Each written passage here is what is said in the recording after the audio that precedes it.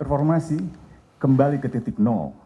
Mundurnya reformasi ditandai dengan merosotnya demokrasi dan diperburuk oleh fenomena politik dinasti. Reformasi dan demokrasi yang kita tegakkan bersama 20 tahun terakhir dihina, kedaulatan rakyat disingkirkan, ruang publik dipersempit, oposisi menjelma menjadi ansipsif, lembaga anti korupsi dilemahkan, dan kekuatan eksekutif ditebalkan. Yang menentukan nasib kita adalah kekuasaan pemimpin nasional dan para majikan partai. Presiden pun terus bermanuver untuk menentukan proses pemilu 2024 dengan menggandeng kubu politik yang menjamin masa depan sendiri dan dinasti keluarganya. Membahas soal putusan Mahkamah Konstitusi yang menolak gugatan usia Capres-Cawapres tapi mengabulkan soal syarat pernah jadi kepala daerah, kami sudah bersama dengan Ketua DPP PSI Syahril Anila Tanzil, ada juga politisi PDI Perjuangan Arya Bima dan Ray Rangkuti, Direktur Eksekutif Lingkar Madani. Selamat sore Mas Bimo, Mbak Syahril, Bang Ray. Selamat sore. Halo, selamat sore semuanya. Sore. Halo, semuanya. Baik. Mas Arya, halo apa kabar? Mas Bimo, MK sudah memutus. Bagaimana reaksi PDIP saat ini, Mas Bimo? Dari PDI Perjuangan saya belum mendapatkan hal yang resmi terkait putusannya. Ya, memang MK memang menurut PDI Perjuangan ya berhak tetap menyatakan apakah undang-undang itu bertentangan dengan konstitusi atau tidak. Ya, itu yang saat ini dipersoalkan, masih seperti yang kemarin bahwa ketika MK mengambil materi muatan baru yang tidak tercantum dalam materi pokok undang-undang yang sedang diuji, yakni ketentuan baru yang pernah atau sedang menjawab atau menjadi kepala daerah, saat ini PDI Perjuangan melihat bahwa Mahkamah telah melampaui kewenangan atau bukan kewenangan dari Mahkamah Konstitusi. Jadi apa yang diputuskan Mahkamah Konstitusi masih belum bersifat final ya, karena MK tidak mempunyai fungsi legislasi. Maka apa yang diputuskan tidak otomatis langsung menjadi hukum. DPR dan bersama pemerintah harus melakukan revisi undang-undang terkait dengan pemilihan presiden, dan dengan pembahasan itu baru memasukkan klausul usia 40 atau pernah atau sedang menjabat kepala daerah. Mas Bimo, ini yang disorot dari putusan MK adalah adanya stigma soal ingin meloloskan Gibran di bursa Pilpres. Apakah PDIP akan tegas ke Gibran? Karena ini kan isu ini menguat nih Mas Bimo, agar tidak nyebrang koalisi pasca putusan ini Mas Bimo. Ya, itu tadi sorotan cara pandang terkait dengan masalah hukumnya. Kita melihat bahwa sebelum undang-undang pemilu ini dirubah, siapapun yang dimaksud dengan sedang atau pernah menjadi kepala daerah yang selama ini masih dalam ketentuan usia 40 tahun, itu yang didaftarkan ke KPU. Jadi itu yang saat ini menjadi ketentuan KPU. Terus KPU kan juga memberikan statement akan menjadikan keputusan itu menjadi PKPU. Apakah itu hal yang langsung otomatis? Kami berpendapat bahwa keputusan MK masih harus dibawa ke DPR untuk mengubah pasal itu. Kemudian terkait dengan Mas Wali Gibran, apalagi dengan Pak Jokowi, apalagi dengan ketentuan Ketua Mahkamah Konstitusi yang dinilai masih adik iparnya Pak Jokowi, kami sudah berhitung betul ya, wacana publik yang kita lihat ya, sampai hari ini kami masih percaya Pak Jokowi tidak mengeskenariokan itu. Tapi kalau ini akhirnya menjadi keputusan dan kemudian Gibran melanggang untuk menjadi wakil presiden dari pasangan Pak Prabowo seperti yang saat ini diwacanakan di media, sehingga kekhawatiran-kekhawatiran apakah itu mahkamah keluarga, kemudian hal yang kemarin gerilya untuk putra wali kotanya untuk menjadi calon wakil presiden, kekhawatiran-kekhawatiran kami atau saya itu memang sangat-sangat ya khawatir ya. Oke. Kan ini menjadi sangat tendensius sekali. Satu lembaga negara, Mahkamah Konstitusi, sadaran bagi kami politisi ini kalau aneh-aneh membuat undang-undang yang hanya kami tangkap Mas Bimo ya. Ada kekhawatiran yang Anda tapi kami percaya bahwa Mas Gibran, Pak Jokowi akan bersikap bijak untuk tidak meloloskan atau tidak membolehkan Gibran menjadi calon wakil presidennya Pak Prabowo, supaya asumsi-asumsi tentang mahkamah keluarga, politik dinasti, juga terbantahkan ya. Kepala negara ini akan meloloskan putranya lewat berbagai manuver politik hukum, ini tidak terjadi. Saya ingin mendengar dari PSI, Mbak Sheryl, bukan lagi soal usia. Putusan ini disinyalir jadi karpet merah bagi Gibran di bursa Pilpres. Bagaimana dari PSI? Sorry, saya nggak kedengeran. Ini lagi berisik banget. Coba boleh diulang sekali lagi? Mbak Sheryl, ini bukan lagi soal usia. Putusan MK jadi karpet merah bagi Gibran di bursa Pilpres. Bagaimana tanggapan PSI soal ini? Oke, yang pertama Gibran bukan kader PSI. Itu harus digarisbawahi dulu. Jadi kalau saya sebagai ketua PSI diminta untuk mengomentari yang bukan kadernya, ini sepertinya agak di luar konteks ya.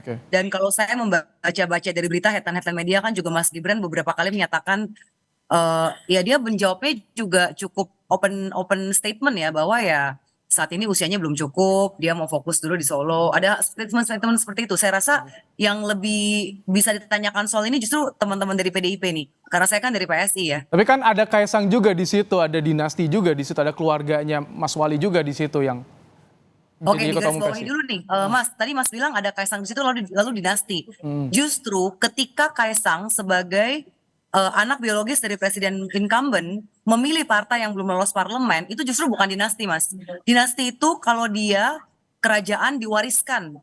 Dan PSI ini bukan partai yang diwariskan oleh ayahnya dan bahkan belum masuk parlemen. Nah, juga dalam statementnya banyak sekali dalam konferensi pers, ketua umum kami mengatakan bahwa dia tertarik masuk PSI karena punya nilai-nilai idealis yang sejalan, ideologi yang sejalan, dan dia sebagai anak muda kasihan melihat kami dengan ide-ide kami yang bagus, tapi kami belum berhasil masuk parlemen. Itulah kenapa Kaisang memilih PSI. Dia ingin berjuang kalau bersama. PSI memandang putusan MK yang tadi diputuskan seperti apa, Mbak Sheryl jadi? Oke, ini kan maaf saya hari ini seharian rally kita masih banyak bertemu dengan berbagai organ-organ relawan ya. Tapi tadi yang saya cermati, informasi terakhir yang saya dapat itu kan gugatan PSI itu, permohonan PSI ditolak ya. Tapi ada dua permohonan lain, yaitu dari dua anak mahasiswa yang disetujui begitu ya. Yang ada klausal menyatakan jika pernah menjabat sebagai kepala daerah di level provinsi dan lain sebagainya begitu. Kalau kami dari PSI tentunya ada kekecewaan karena permohonan kami ditolak, karena kami ingin menyuarakan aspirasi anak muda. Dan bukan hanya dalam batasan capres-cawapres, tapi di tahun 2019 sebenarnya PSI sudah pernah juga mengajukan gugatan terkait batasan usia untuk kepala daerah. Jadi perjuangan kami konsisten. Ini bukan hanya untuk mewakili yang banyak diasumsikan orang ya, yaitu Mas Gibran. Pertama, dia bukan kader PSI. Yang kedua, kami ingin mewakili banyak jutaan suara anak muda yang mereka juga ingin dihargai dan diberi kesempatan. Apalagi kami tidak meminta untuk diadakannya undang-undang baru ataupun mengubah undang-undang yang tidak pernah ada begitu. Yang kami inginkan hanyalah mengembalikan permohonan untuk mengembalikan ke undang-undang sebelumnya, itu Undang-Undang Pemilu tahun 2003 dan 2008, yaitu batas yang mengatakan batas usia capres adalah 35 tahun. Nah, ketika diganti di tahun 2017 menjadi harus 40 tahun dan alasannya adalah di bawah 40 tahun masih labil, ini kan sepertinya Mas Anchor-nya juga masih di bawah 40 tahun ya. Apakah terima begitu dengan alasan 40 tahun dianggap labil? Saya rasa ini cukup membuat anak-anak muda ingin berjuang lah untuk mereka diakui Baik, juga jadi memang 39,20 soal usia itu yang stabil dan dikedepankan bisa oleh menjadi PSI ya, pemimpin. Mbak Sheryl. Soal usia itu yang dikedepankan oleh PSI ya. Maaf, saya tidak terdengar bagaimana? Soal usia yang dikedepankan oleh PSI tadi, kesempatan bagi anak muda itu, Mbak Sheryl ya. Kami mewakili bukan hanya 1-2 orang, tapi kami mewakili aspirasi banyak orang, banyak anak-anak muda. Dalam survei saja kan pemilih itu hampir 60% yang merupakan kaum milenial, Gen Z yang di bawah usia 40 tahun. Tentunya keterwakilan mereka untuk dipercaya bisa duduk juga di kancah capres dan cawapres ini penting untuk mereka. Baik. Jadi kami bukan hanya memperjuangkan untuk seorang Gibran ya, kalau itu kan asumsi publik silakan saja. Tapi yang kami perjuangkan sesuai Ya. konsisten dengan kami memang partai anak muda, partai orang yang berjiwa muda, dan kami juga memperjuangkan untuk kepala daerah, bukan hanya capres cawapres. Di ruang ini kan bisa dijelaskan kepada publik bagaimana stigma yang berkembang di publik dan Anda bisa menjabarkannya. Saya ingin ke Bang Ray. Bang Ray, soal putusan Mahkamah Konstitusi, ini banyak yang mengkritisi nih, Bang Ray. Kalau Anda berpandangan seperti apa? Enggak lagi perlu kita kritisi, kalau udah ketok palu itu ya selesai. Maka kan dari kemarin-kemarin kita keras mengkritisinya kan. Jadi kalau udah ketuk palu itu ya nggak ada lagi. Mau diapain lagi, memang udah begitu ketentuannya sudah. Gitu. Nah artinya ya 40 tahun ditolak, tetapi punya pengalaman di jabatan politik yang elektif itu dimungkinkan untuk terlibat dalam proses pencapresan maupun cawapres. Ini bisa langsung berlaku Itulah atau ketentuannya. harus nunggu apa, Bang Ray? Kalau dalam putusan itu langsung berlaku, kan mereka menyebut saat 2024 ini harus berlaku. Oke. Ya langsung berlaku.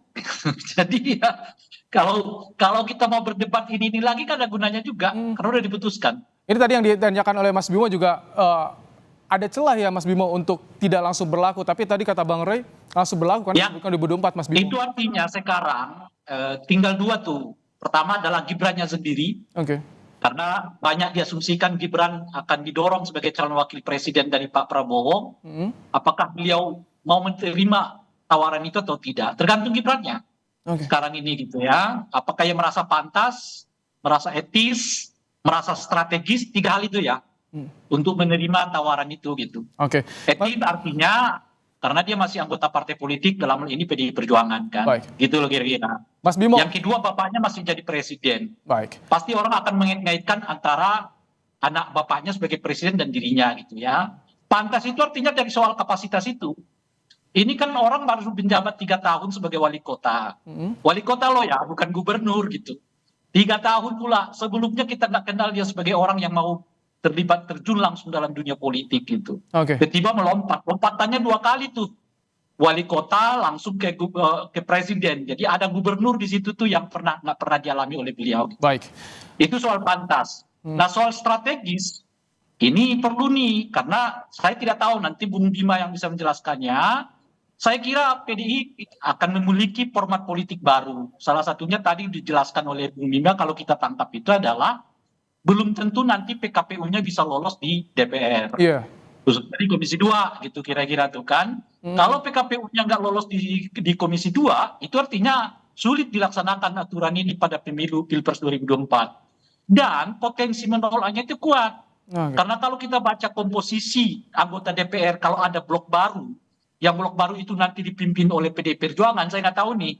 Itu artinya dalam bacaan saya ada 314 kursi.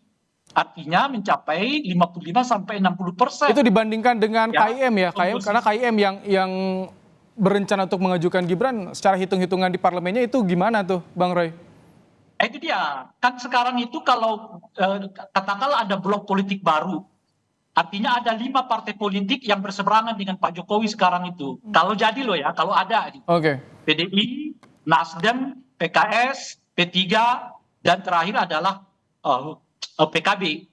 Itu total kursinya di DPR 314 kursi. Oh, Loh. baik. Nah, pendukungnya sekarang adalah Golkar, ya kan, Demokrat, kemudian Saya langsung ke Mas Bima ya. Bang Ray, kita tanya di PDIP bagaimana soal tadi kans di PKPU-nya di DPR seperti apa Mas Bima kalau PDIP? Justru ini tadi yang saya pertanyakan ke Bang Ray. Kalau dari sikap PDI Perjuangan jelas sekali bahwa hal yang terkait dengan keputusan ini adalah masih ada satu proses di mana KPU dan Bawaslu kan sebagai penyelenggara pemilu itu tidak bisa melakukan. Mas Bima, Ya, KPU sudah menyatakan mereka tidak memerlukan konsultasi dengan DPR terkait dengan putusan MK. justru itu Mas. Justru itu Bang Ray. Justru kan berarti ada dua persepsi. Yang satu KPU merasa bahwa terkait dengan KPU, terkait dengan hal yang menyangkut perubahan undang-undang pemilu, cara pandang PDI Perjuangan masih melihat bahwa itu harus kemudian karena menyangkut undang-undang, ranah undang-undang Melalui DPR. ke DPR itu dirubah. Kalau KPU saat ini menyatakan bahwa termasuk Mahkamah Konstitusi itu otomatis akan mengubah pasal tambahan usia 40 menjadi yang pernah berpengalaman. Oke. Nah, disitulah kemudian nanti PKPU yang berkaitan dengan perubahan Mahkamah Konstitusi pasti dengan materi muatan yang pernah tadi harus melalui revisi Undang-Undang Pemilu yang Baik. merupakan payung dari KPU di dalam membuat PKPU. Nah, saya belum berpikir Saya gini. khawatir begini nanti redaksinya, Mas. Undang-undang, Baik. Mas Ray, undang-undangnya belum dirubah, PKPU-nya sudah. Baik. Kira-kira terjadi ketumpang tindian nggak? Hal yang Iya, menyangkut aturan saya ini. khawatir nanti redaksinya begini dibuat oleh DPR tuh. Khawatir saya nggak tahu. Jadi- Itu yang ditunggu ya berarti ya, yang ditunggu bagaimana formulasinya, apakah segera diberlakukan atau tidak. Tapi saya ingin ke PSI dulu nih. Dari PSI, sudah ada keputusan Mahkamah Konstitusi soal syarat Capres-Cawapres. Bagaimana dari PSI menyikapinya soal dukung-mendukung di Pilpres ini? Sudah diputuskan atau bagaimana, Mbak Sheryl? Di-mute tampaknya suaramu, Mbak Sheryl. Oke, soal dukung-mendukung tadi juga sudah ramai ditanyakan oleh pers ya. Kita tadi ada jumpa pers sekitar jam 3 sore. Ada ketua umum juga dan di situ ketua umum kita mengatakan bahwa